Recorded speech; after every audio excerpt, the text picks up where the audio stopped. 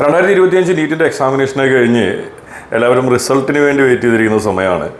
So in ബിറ്റ്വീനുള്ള ടൈമിലാണ് വിദ്യാർത്ഥികളിൽ പലരും ഇന്ത്യയിലുള്ള അഡ്മിഷനെ കുറിച്ചും എങ്ങനെയാണ് നമുക്ക് അഡ്മിഷൻ പ്രൊസീജിയേഴ്സ് കംപ്ലീറ്റ് ചെയ്യാൻ പറ്റുമെന്നുള്ള കാര്യമൊക്കെ ചിന്തിക്കുന്നതല്ലേ.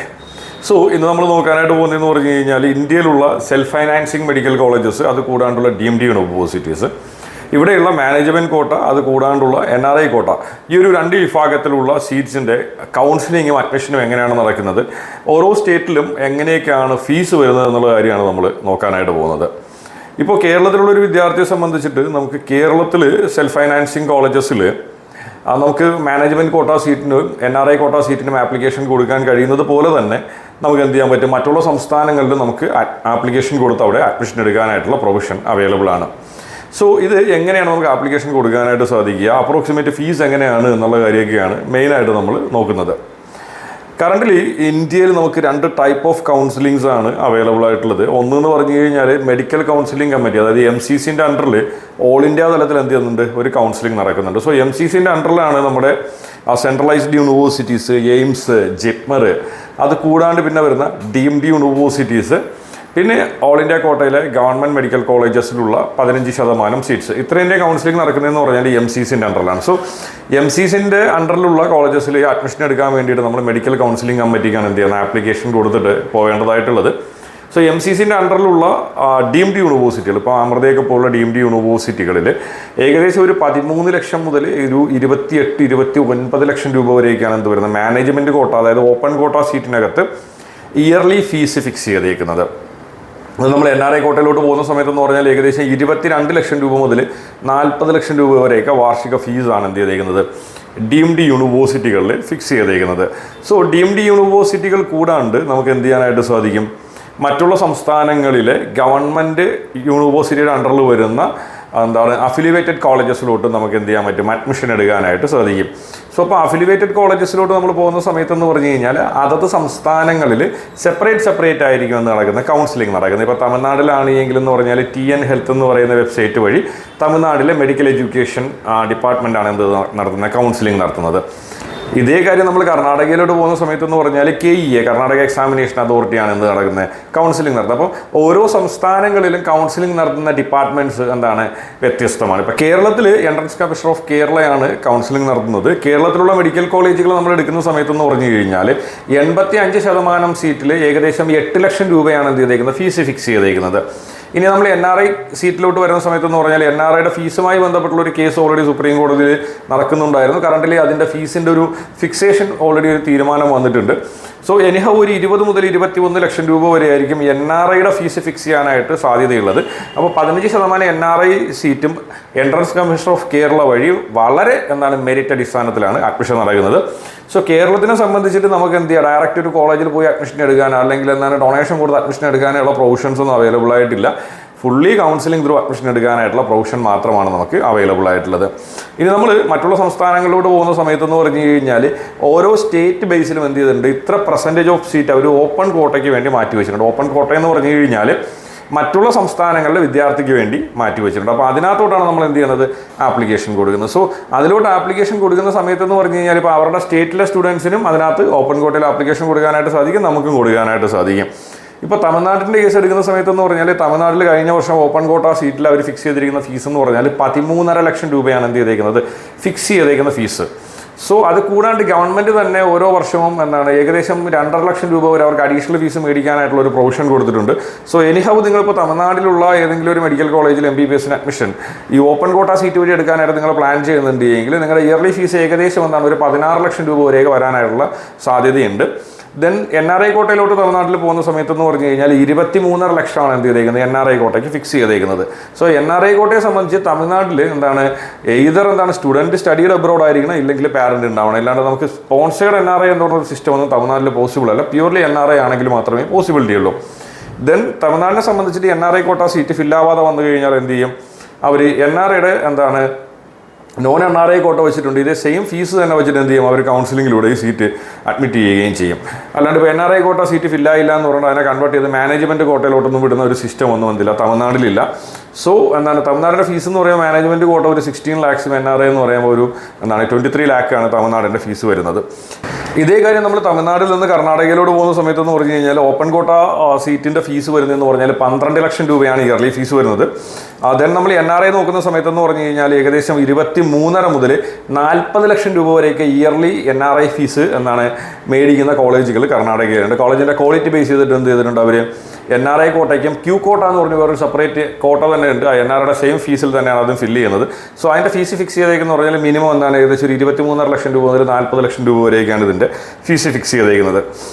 ഇനി നമ്മൾ കേരളത്തിലുള്ള വിദ്യാർത്ഥികൾ മെയിനായിട്ട് ഈ ഒരു ഓപ്പൺ കോട്ട സീറ്റിൽ അഡ്മിഷൻ എടുക്കുന്ന സ്റ്റേറ്റ്സ് നമ്മൾ നോക്കുന്ന സമയത്തെന്ന് പറഞ്ഞാൽ ആന്ധ്രാപ്രദേശിലോട്ട് സ്റ്റുഡൻസ് ഒരുപാട് പോകുന്നതായിട്ട് നമുക്ക് കാണാനായിട്ട് സാധിക്കും. ആന്ധ്രാപ്രദേശിനെ സംബന്ധിച്ചിട്ട് നമ്മുടെ ഇയർലി ഫീസ് അവർ ഫിക്സ് ചെയ്തേക്കുന്നത് 13,37,000 രൂപയാണ്. അതായത് നമ്മുടെ ഒരു ടോട്ടൽ ഫീസ് നോക്കുന്ന സമയത്ത് ഏകദേശം ഒരു 65 ലക്ഷം രൂപയാണ് അവിടെ ടോട്ടൽ ഫീസ് വരുന്നത്.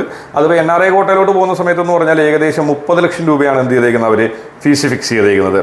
ദെൻ പിന്നെ സ്റ്റുഡൻസ് ചൂസ് ചെയ്യുന്ന വേറൊരു സ്റ്റേറ്റ് എന്ന് പറഞ്ഞാൽ മധ്യപ്രദേശാണ്. മധ്യപ്രദേശിനെ സംബന്ധിച്ചിട്ട് ഏകദേശം 9 ലക്ഷം രൂപ മുതൽ 11.5 ലക്ഷം രൂപ വരെ എന്തുണ്ട് ഫീസ് ഫിക്സ് ചെയ്തിട്ടുണ്ട്. പീപ്പിൾസ് മെഡിക്കൽ കോളേജൊക്കെ ആണെങ്കിൽ 9 ലക്ഷം രൂപയാണ് വരുന്നത്. LN ഒക്കെ വരുന്ന സമയത്ത് 11.5 ലക്ഷത്തിൻ്റെ ഫീസ് വരുന്നുണ്ട്. സോ ഡിപ്പെൻഡ്സ് ഓൺ കോളേജ് എന്ത് ചെയ്യുന്നുണ്ട്, ഫീസിനകത്ത് ചെറിയ വേരിയേഷൻസ് വരുന്നുണ്ട്. സോ ഈ ഒരു റേഞ്ച് ഏകദേശം ഒരു 55 to 60 lakhs റേഞ്ചിലൊക്കെ അഫോർഡബിൾ ആയിട്ടുള്ള സ്റ്റുഡൻസ് ആണെങ്കിൽ നിങ്ങൾക്ക് ചൂസ് ചെയ്യാൻ പറ്റുന്ന ഒരു സ്റ്റേറ്റാണ് മധ്യപ്രദേശ് എന്ന് പറയുന്നത്. ദെൻ മധ്യപ്രദേശിലുള്ള നമ്മൾ NRI കോട്ടയുടെ ഫീസ് നോക്കുന്ന സമയത്ത് എന്ന് പറഞ്ഞു കഴിഞ്ഞാൽ ഏകദേശം 20 ലക്ഷം രൂപ മുതൽ 34 ലക്ഷം രൂപ വരെ പെർ ഇയർ ഫീസ് ഫിക്സ് ചെയ്തിരിക്കുന്ന കോളേജസ് ആണ് മധ്യപ്രദേശിലുള്ളത്. സെയിം കേസ് നമ്മളിപ്പോൾ മഹാരാഷ്ട്രയിൽ വരുന്ന സമയത്തെന്ന് പറഞ്ഞു കഴിഞ്ഞാൽ മഹാരാഷ്ട്രയിൽ മാനേജ്മെൻറ്റ് കോട്ട ഫീസ് നോക്കുന്ന സമയത്തെന്ന് പറഞ്ഞാൽ ഏകദേശം 8 ലക്ഷം രൂപ മുതൽ 12.5 ലക്ഷം രൂപ വരെയാണ് എന്ത് ചെയ്തേക്കുന്നത് ഇയർലി ഫീസായിട്ട് അവർ ഫിക്സ് ചെയ്തേക്കുന്നത്. ഇത് NRIയിലോട്ട് പോകുന്ന സമയത്തെന്ന് പറഞ്ഞാൽ 22 മുതൽ 38 ലക്ഷം രൂപ വരെ മഹാരാഷ്ട്രയിലെ കോളേജുകൾ NRI ഫീസായിട്ട് ഫിക്സ് ചെയ്തിട്ടുണ്ട്. ഇപ്പോൾ ഓപ്പൺ കോട്ടയിൽ നമ്മൾ നോക്കുന്ന സമയത്തെന്ന് പറഞ്ഞാൽ ഏകദേശം ഒരു 50 to 55 lakhs ഫീസ് കഴിയുന്ന രീതിയിലുള്ള കോളേജസ് നമുക്ക് മഹാരാഷ്ട്രയിൽ അവൈലബിൾ ആണ്.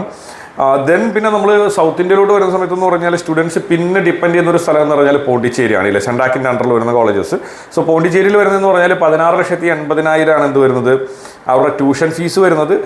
ദെൻ 1 to 1.5 lakhs വരെ എല്ലാ ഇയറും അഡീഷണൽ ഫീസ് മേടിക്കാനായിട്ട് ഗവൺമെൻറ് അവർക്ക് പ്രൊവിഷൻ കൊടുത്തിട്ടുണ്ട്. So anyhow it comes around 18 lakhs അല്ലേ. സോ പോണ്ടിച്ചേരിയെ സംബന്ധിച്ചിട്ട് ഇയർലി ഫീസ് ഏകദേശം ഒരു 18 ലക്ഷം രൂപ റേഞ്ചിൽ എന്ത് വരും ടോട്ടലായിട്ട് ഇയർലി ഫീസായിട്ട് വരുന്നുണ്ട്. ഇതേ കാര്യം നമ്മൾ പോണ്ടിച്ചേരിയിൽ NRIയിലോട്ട് പോകുന്ന സമയത്ത് എന്ന് പറഞ്ഞു കഴിഞ്ഞാൽ 21 ലക്ഷം രൂപയാണ് എന്ത് ചെയ്തേക്കുന്നത് പോണ്ടിച്ചേരിയിൽ NRIയിൽ ഫിക്സ് ചെയ്തേക്കുന്നത്. പോണ്ടിച്ചേരിയിൽ നമുക്ക് ടോട്ടലായിട്ട് 3 മെഡിക്കൽ കോളേജുകളാണ് അവൈലബിൾ ആയിട്ടുള്ളത്. ഇനി നമ്മൾ നോർത്ത് ഇന്ത്യൻ സംസ്ഥാനങ്ങളിലോട്ട് പോകുന്ന സമയത്ത് എന്ന് പറഞ്ഞു കഴിഞ്ഞാൽ ഹരിയാനയുണ്ട്. ഹരിയാനയിൽ ഫിക്സ്ഡ് ഫീസ് എന്ന് പറഞ്ഞാൽ 14 lakhs per year ആണ് എന്ത് ചെയ്തേക്കുന്നത് ഫീസ് ഫിക്സ് ചെയ്തേക്കുന്നത്. പക്ഷേ ഓരോ വർഷവും എന്തുണ്ട് 10% ഇൻക്രീസ് ഉണ്ട്. ഓക്കെ, ഇപ്പോൾ ഫസ്റ്റ് ഇയർ വന്നിട്ട് 14 ലക്ഷം ആണെങ്കിൽ സെക്കൻഡ് ഇയർ പോകുമ്പോൾ 15,40,000 രൂപ വരും. ദെൻ തേർഡ് ഇയർ പോകുമ്പോൾ ഈ 15,40,000 10% കൂടെ ആളാവും. അങ്ങനെയാണ് ഹരിയാനയുടെ ഫീസ് വരുന്നത്. ഓക്കെ, അത് നമ്മുടെ ഓപ്പൺ കോട്ടയുടെ ഫീസാണ് വരുന്നത്. ദെൻ ഹരിയാനയിലെ NRI കോട്ട വരുമ്പോൾ എന്ന് പറഞ്ഞു കഴിഞ്ഞാൽ $1,25,000 ടോട്ടലായിട്ടുള്ള ഫീസ് വന്നേക്കുന്നത്. അതായത് നമ്മുടെ ഒരു ഇന്ത്യൻ മണി നോക്കുകയാണെങ്കിൽ 5 വർഷത്തേക്കും ചേർത്തിട്ട് ഏകദേശം ഒരു 1,05,00,000 1,10,00,000 റീജിയനിലാണ് എന്ത് ചെയ്തേക്കുന്നത് NRIയുടെ ഫീസ് ഹരിയാനയിൽ അവർ ഫിക്സ് ചെയ്തേക്കുന്നത്. ദെൻ നമ്മൾ രാജസ്ഥാനിൽ വരുന്ന സമയത്ത് രാജസ്ഥാനിൽ ഒത്തിരി പ്രൈവറ്റ് മെഡിക്കൽ കോളേജുകൾ അവൈലബിൾ ആയിട്ടുള്ള ഒരു സ്റ്റേറ്റ് കൂടിയാണ്. രാജസ്ഥാനിൽ ഓപ്പൺ കോട്ട സീറ്റ് അവർ ഫിക്സ് ചെയ്തേക്കുന്നതെന്ന് പറഞ്ഞാൽ 15 ലക്ഷം രൂപ മുതൽ 24 ലക്ഷം രൂപ വരെയുള്ള കോളേജൊക്കെ ഉണ്ട്. ഓക്കെ, ഇപ്പം നിംസ് ജയ്പൂർ ആണ് ഏറ്റവും ഫീസ് കുറവുള്ളത്. 15 ലക്ഷം രൂപയാണ് അവിടെ ഫീസ് വരുന്നത്. ദെൻ 24 വരെ ഫീസ് വരുന്ന കോളേജസ് രാജസ്ഥാനിൽ വരുന്നുണ്ട്. സെയിം കേസ് രാജസ്ഥാനിൽ നമ്മളിപ്പോൾ NRI നോക്കുന്ന സമയത്തെന്ന് പറഞ്ഞാൽ ഏകദേശം 20 ലക്ഷം രൂപ മുതൽ 35 ലക്ഷം രൂപ വരെ എന്തിട്ടുണ്ട് NRI ഫീസായിട്ട് അവർ മേടിക്കുന്നുണ്ട്. ദെൻ ഇപ്പം നോർമലി സ്റ്റുഡൻസ് കുറച്ച് ബഡ്ജറ്റീവ് ആയിട്ടുള്ള കോളേജസ് നോക്കുന്ന സ്റ്റുഡൻസ് ഡിപ്പെൻഡ് ചെയ്യുന്ന ഒരു സ്റ്റേറ്റാണ് UP. UPയിൽ ഒത്തിരി കോളേജസ് ഉണ്ട്. അതുകൂടാണ്ട് ഫീസും കുറച്ച് കൺവീനിയൻ്റ് ആയിട്ടുള്ളൊരു ഫീസാണ്. ഇപ്പോൾ UPയെ സംബന്ധിച്ചിട്ട് നമുക്ക് വരുന്ന ഫീസ് എന്ന് പറഞ്ഞാൽ ഏകദേശം 11 ലക്ഷം രൂപ മുതൽ 13 ലക്ഷം രൂപ വരെയാണ് ഓപ്പൺ കോട്ട സീറ്റിനകത്ത് അവരെന്ത് ചെയ്യുന്നത് ചാർജ് ചെയ്യുന്നത്. കോളേജസിൻ്റെ എണ്ണം വളരെ വളരെ കൂടുതലാണ്. അതുകൊണ്ട് തന്നെ ഒത്തിരി സ്റ്റുഡൻസ് എന്ത് ചെയ്യുന്നത് ഉത്തർപ്രദേശിൽ അഡ്മിഷൻ എടുക്കാനായിട്ട് ഡിപ്പെൻഡ് ചെയ്യുന്നുണ്ട്. പിന്നെ UPയെ സംബന്ധിച്ചിട്ടുള്ള ഒരു കാര്യം എന്ന് പറഞ്ഞാൽ ഡൽഹി NCR റീജിയൻ, അതായത് നമ്മളിപ്പോൾ ഡൽഹി എയർപോർട്ടിൽ നിന്ന് ഒരു 1.5 മണിക്കൂറിനകത്ത് ട്രാവൽ ചെയ്യുന്ന രീതിയിൽ ഏകദേശം ഒരു 6-7 കോളേജുകൾ അവൈലബിൾ ആണ്. അപ്പോൾ അത്യാവശ്യം പിന്നെ ECI ട്രാവൽ ഓപ്ഷൻസ് ഒക്കെ ഉള്ള രീതിയിലുള്ള കോളേജസ് UPയിലുള്ളത് കൊണ്ട് തന്നെ കേരളത്തിൽ നിന്ന് ഒരുപാട് വിദ്യാർത്ഥികൾ അഡ്മിഷൻ എടുക്കുന്ന ഒരു സ്റ്റേറ്റാണ് ഉത്തർപ്രദേശ്. സോ UPയെ സംബന്ധിച്ചിട്ട് നമുക്ക് ഏകദേശം ഒരു 60 lakhs റേഞ്ചിലൊക്കെ എന്തുണ്ട് നല്ല കോളേജസ് നമുക്ക് അവൈലബിൾ ആണ്. ഇതേ കാര്യം നമ്മൾ വെസ്റ്റ് ബംഗാളിലോട്ട് പോകുന്ന സമയത്തെന്ന് പറഞ്ഞാൽ ഇപ്പോൾ കേരളം കഴിഞ്ഞാൽ പിന്നെ ഫീസ് കുറവുള്ള ഒരു സ്റ്റേറ്റ് എന്ന് പറഞ്ഞാൽ വെസ്റ്റ് ബംഗാളാണ് കേട്ടോ. സോ വെസ്റ്റ് ബംഗാളിൽ ഏകദേശം 8.5 ലക്ഷം രൂപ മുതൽ 10 ലക്ഷം രൂപ വരെയാണ് ഓപ്പൺ കോട്ട സീറ്റിൻ്റെ ഫീസ് വരുന്നത്. ഓക്കെ, സോ ഇതാണ് നമ്മുടെ കറൻ്റ്ലി കേരളത്തിൽ നിന്ന് പിന്നെ സ്റ്റുഡൻസ് ഈ ഒരു ഓപ്പൺ കോട്ട സീറ്റിനകത്ത് ഡിപ്പെൻഡ് ചെയ്യുന്ന സ്റ്റേറ്റ്സിൻ്റെ ഒരു ഫീസ് വരുന്നത്. അപ്പോൾ ഏകദേശം നമുക്കൊരു 50 lakhs മുതൽ ഏകദേശം ഒരു 1 കോടി രൂപ വരെയൊക്കെയാണ് എന്ത് ചെയ്തിരിക്കുന്നത് ഗവൺമെൻറ് തന്നെ ഇവിടെയുള്ള സെൽഫ് ഫിനാൻസിങ് കോളേജുകൾക്ക് ഓപ്പൺ കോട്ട സീറ്റിനകത്ത് ഫീസായിട്ട് ഫിക്സ് ചെയ്ത് കൊടുത്തിട്ടുള്ളത്. ദെൻ ഞാനീ പറഞ്ഞ ഓരോ സ്റ്റേറ്റുകളുടെയും കൗൺസിലിംഗ് പ്രൊസീജിയേഴ്സ് എൻ്റയർലി ഡിഫറൻ്റ് ആണ്. നമ്മൾ സെപ്പറേറ്റ് ആയിട്ട് തന്നെ നമ്മൾ എന്ത് ചെയ്യണം, ആപ്ലിക്കേഷൻ കൊടുക്കേണ്ടതായിട്ടുണ്ട്.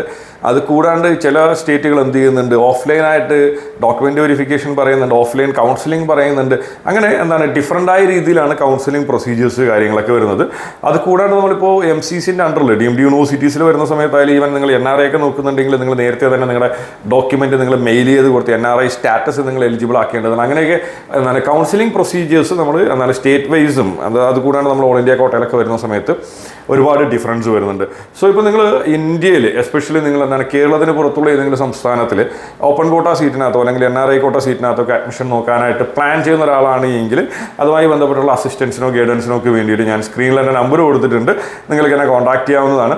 അപ്പോൾ നീറ്റുമായിട്ട് ബന്ധപ്പെട്ട് നമ്മുടെ MBBSൻ്റെ കൗൺസിലിംഗ് ആയിട്ടൊക്കെ ബന്ധപ്പെട്ടിട്ടുള്ള പുതിയൊരു വീഡിയോയിൽ കാണുന്നവരേക്കും എല്ലാ കൂട്ടുകാർക്കും ബൈ ബൈ.